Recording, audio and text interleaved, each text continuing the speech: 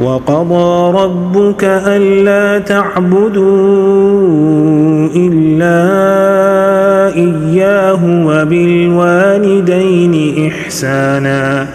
إما يبلغن عندك الكبر أحدهما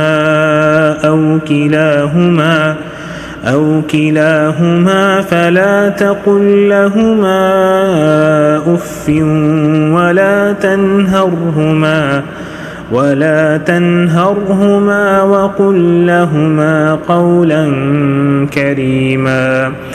واخفض لهما